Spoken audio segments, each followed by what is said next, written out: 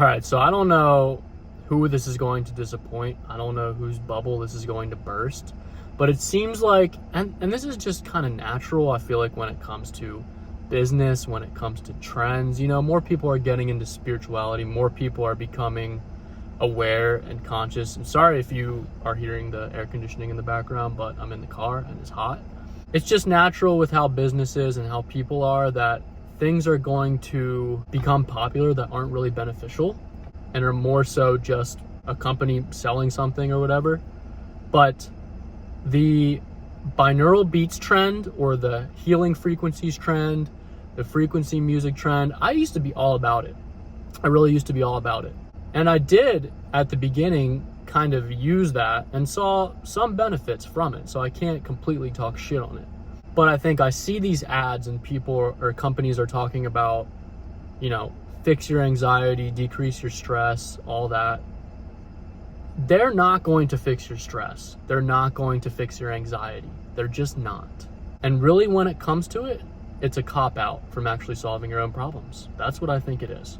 If you're thinking about frequency, what frequency actually is, your brain is always operating on a certain frequency. And so when you listen to like 852 hertz frequency sound, your brain is going to attune to that, and it's going to attune to and match up with and sync with the 852 hertz.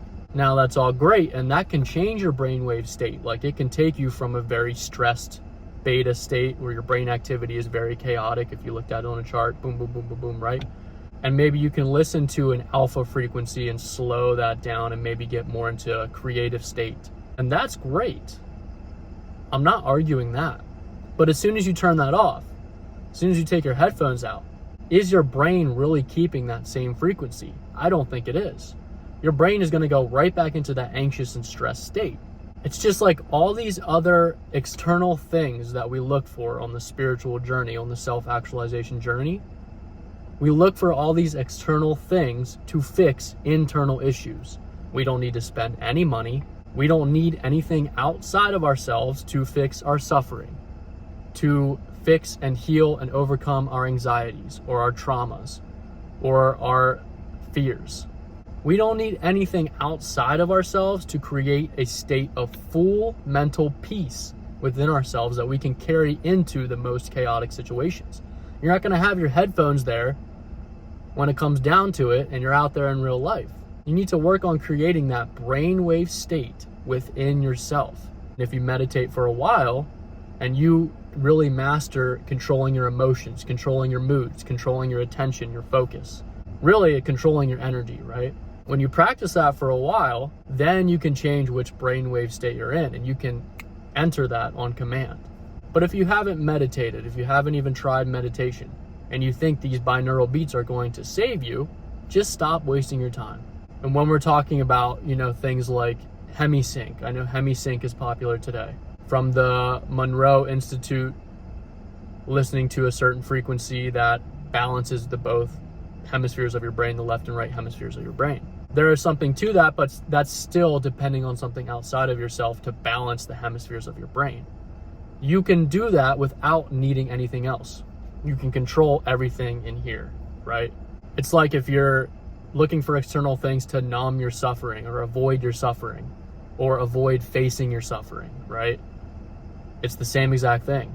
Until you realize that your suffering is created in here, you're creating your own suffering, you can just change how you look at your struggles and free yourself from suffering. You can realize what's going on when you get anxious or when you get scared. It's your body or your mind trying to keep you safe, trying to keep you from dying. But you're not really in a life or death situation most of the time. And so those senses don't really need to kick on, but they're constantly kicking on. Because as a society, we've kind of been trained to be in a hyper-stressed mind state no matter what. Whether we're viewing stressful or emotionally driven content on our phone, we're getting subliminal messages of fear from the news, we're dealing with chronic stress from our jobs, stress from trying to be perfect and control things all the time. Maybe we have social anxiety, maybe we're afraid to really put ourselves out there. Maybe we're afraid to take risks. Like, you putting in headphones, listening to binaural beats ain't gonna solve it. but there is a solution. It's inside. It's like the quicker you can detach from needing anything to feel good, anything to solve your problems, that's when you will master reality. That's when you will transcend this reality and you can actually start to have fun in life. That's when you can actually empower yourself and stop just giving away your very valuable energy to things outside of you. That is the goal. That is the path to enlightenment. Not being attached to needing anything. And you determine the vibration or the frequency that you're operating on.